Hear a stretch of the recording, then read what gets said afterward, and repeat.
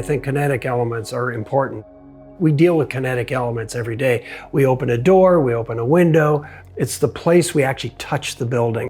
There's an architect, Johanni Palasma, which has a terrific quote. He says, when you touch a building, that's the handshake with the building. It's the most intimate connection you have with the building. So if you recognize that, then you should make it a very special event rather than just a functional event.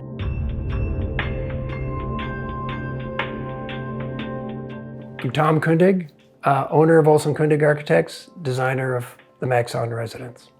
I built the house for the Maxon family, just a terrific family, Lou and Kim and their 3 boys. The creative relationship between Lou and I was almost like colleagues. Lou comes with a design background, and so for us, it was a conversation, frankly, about what he was thinking, what I could bring to the table. The architectural style at its root is modernism. And what I mean by modernism is it's a rational building style. It's more than style, it's almost like a value. Is how do you make a building efficient and deliver it in a package that is also beautiful? So form follows function, beauty follows function. In my mind, that's the definition of modernism. Originally, the speculation of the idea that you could move a part of the house happened on a project maybe 6 or 7 years ago, where we were working on a project that had one particular family member that the rest of the family really didn't want to deal with.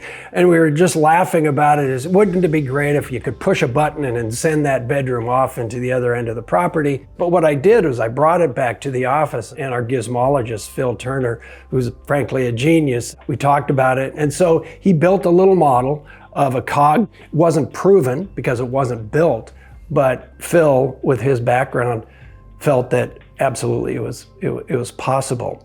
And so the conversation with Lou was, this is efficient family house. It's all about the chaos. It's all about how do you raise a family? Well, this particular house is a relatively small house, so it's really hard to get away from that kind of life. But Lou wanted to remain on site. He wanted to be with the family. It was a conversation about maybe he could commute into the woods, from this house.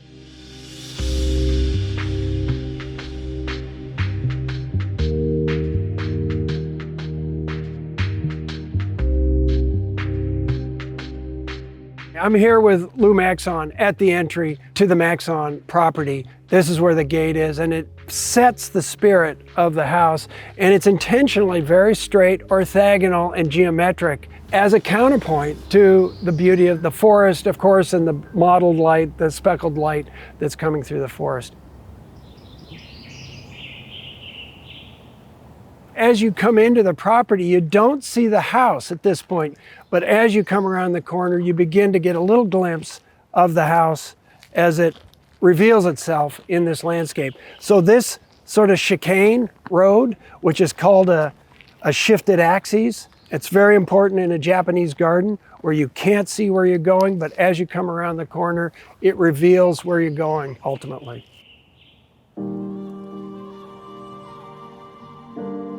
You'll notice the house kind of levitates or floats off the ground, and the ground is allowed to go underneath the house. So the idea is to float this building kind of gently off the ground so that it takes that mid-story between the upper forest and the low story.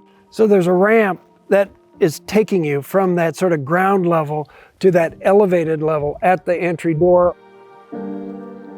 The exterior of the house is formed in a very simple shape to sort of almost be the yin to the yang of the natural landscape. But it's also made out of a tough material that's allowed to weather. Ideally, the building gets better with time rather than it's great at the beginning and then it begins to deteriorate. It's also the colors fit in with some of the colors of the bark, some of the colors of the landscape beyond. It's intended to sort of disappear into the landscape.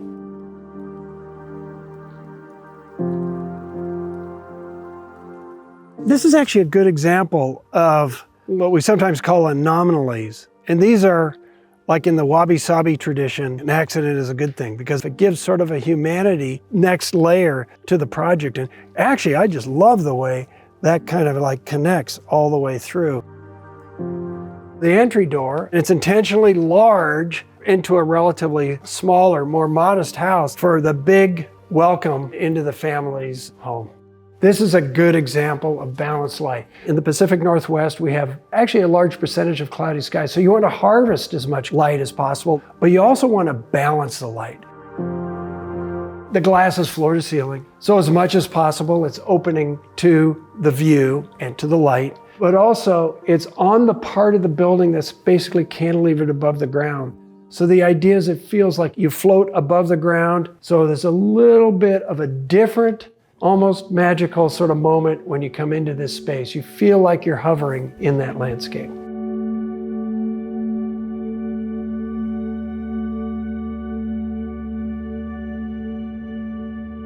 The far end that we just came from is the living room, and at this end, the most private end, is the bedroom.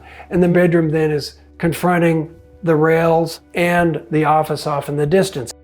That office can come all the way to this window, and then Lou can walk into the private bedroom. It's also, you've got balanced light from 3 different angles blended into this room.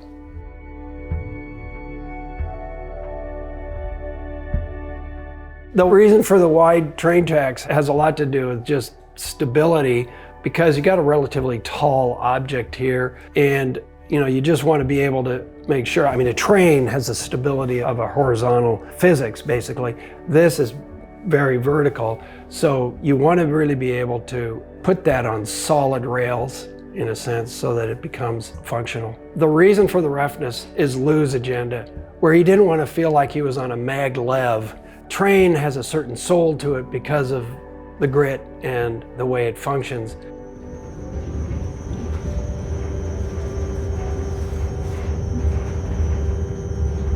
And I think it makes perfect sense that you want to just be able to sort of tell the story about the materials and the relationship between the rails, the wheels, and then the building itself.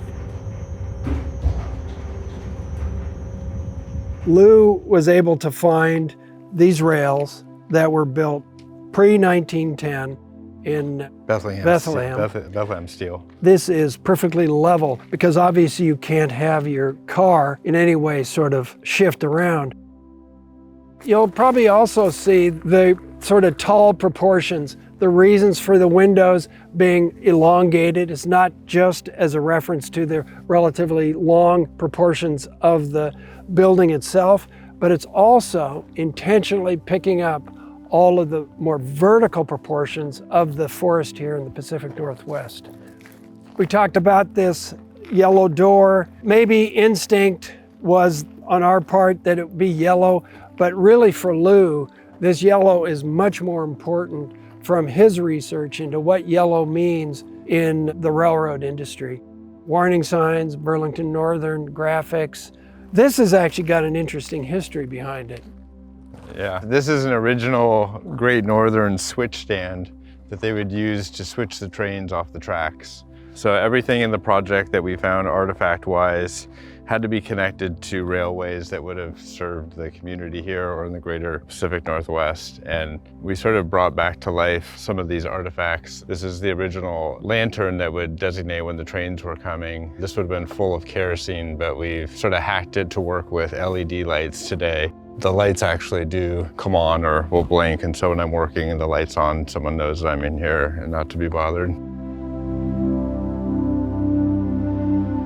Once the possibility became a reality that we could actually collaborate and figure out how to have my studio run on actual railroad tracks, that's really where I sort of look back almost in a nostalgic way to like growing up and loving trains, having a train set. That really reinvigorated my passion for trains. And it also sort of connected me to the history of Carnation and the railroading here. One of the key pieces of the project was figuring out how we're going to actually operate the rail car. And through some connections I made with actual folks that work for the railroad, they pointed me to this, which is basically a locomotive control panel which runs even today on diesel and electric locomotives. So we were able to actually acquire this and then have our fabrication team sort of hack it to work with our electric motor system. So basically it all starts with this brass key, and once the key is put into the locomotive control, the key actually becomes the way that you motorize the studio. So we're at the end of the track now, but to point back towards the house, the Home Depot, we go here, and then the studio starts moving. We can actually change the speed of the car. If we want to go slow back home, or if you're in a hurry to get home for dinner, you just slide the locomotive control and we pick up speed.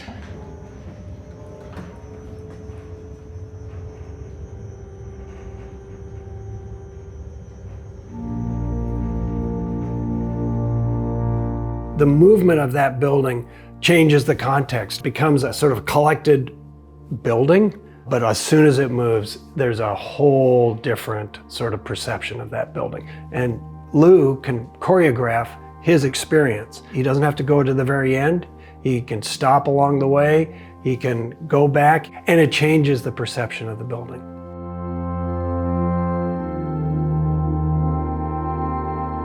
So here we're in Lou's world, basically, and as a creative, this is what I just find personally fascinating, is that all we do is we set up shelves or desks or whatever, but this is the real interesting stuff, all the little things that somehow intrigue Lou. And again, all steel, so you can use magnets to move things, change things. So this really is an active collage. It's the most exciting part for me personally, is how people actually engage their places.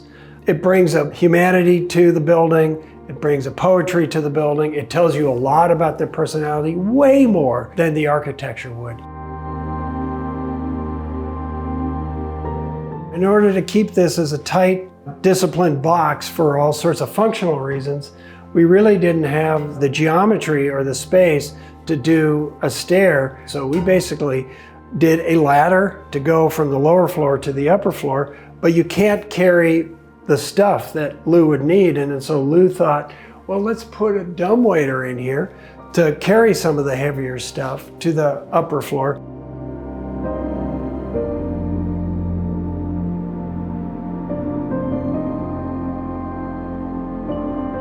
This is the studio upstairs. It's relatively clean of stuff. And of course, you can also do chalk on this wall also. So this is more about thinking and dreaming. I think this is something kind of interesting, is Lou's got our model of the house with the office, which moves on a little magnet.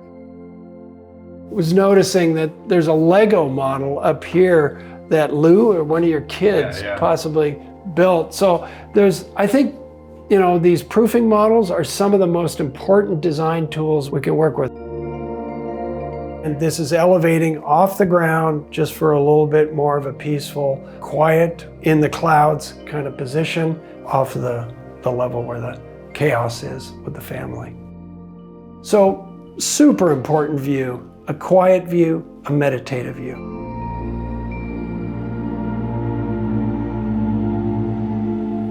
The architecture is intentionally, or should be, intentionally responding to the idiosyncratic nature of the situation, the client or the climate or whatever. And as you begin to understand those idiosyncratic situations, you begin to use all the tools on your belt to basically come up with a route or come up with a solution. And sometimes that leads into invention. And of course, that's a very exciting moment when that happens, but you don't go into it, I don't think, looking for an invention or a new idea. It's like a musician that's really skilled at a piece, they'll always modify them because they're interested in it. It's like Bob Dylan. He's not going to play Tangled Up in Blue the same every time he does it. He's always going to be sort of twisting it into sort of a different way. That's a true creative. And hopefully that's what architects do. Yes, you may have done it before. We've certainly done roofs. We've certainly done foundations and walls. And if you're really skilled and you really know those issues, then you can actually, it's like a jazz musician. I would argue that most jazz combos don't play the same piece the same every time they play it because they're always in conversation. Biggest thing I took away from this house was friends. And you always hope that's the case with these projects, is that you remain friends, and typically we do.